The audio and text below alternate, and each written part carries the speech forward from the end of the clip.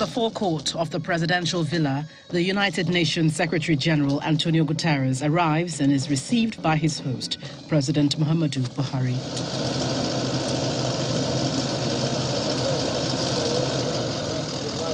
In continuation of his two-day visit to Nigeria, meeting with the president is crucial to advancing preliminary talks on the subject of insecurity and the humanitarian crisis in the northeast.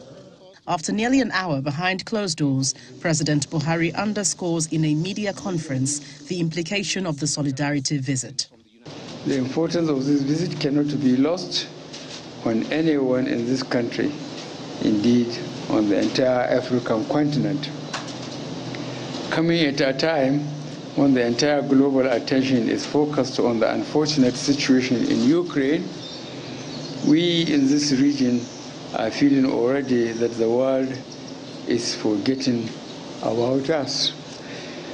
There can be no better assurance that the world is with us as we confront extremist terrorist organizations, hunger, and the enormous problems of dealing with millions of displaced people than this important visit.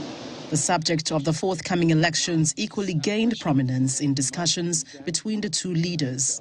We discussed the importance of laying the groundwork to ensure peaceful and democratic elections next year and the full participation of Nigeria's women and young people in all areas.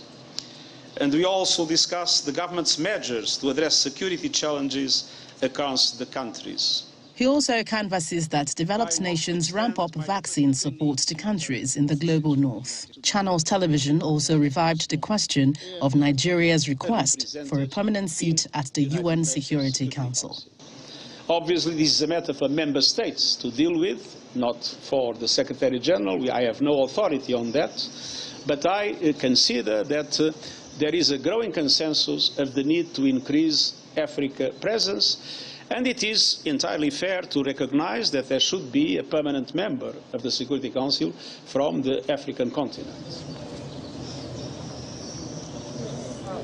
Clearly debunking the huge sense of despair portrayed of Nigeria, the UN chief insists that terrorism can indeed be defeated by Nigeria, as he reminds that $351 million have been earmarked by the United Nations as part of its humanitarian response plan for the country.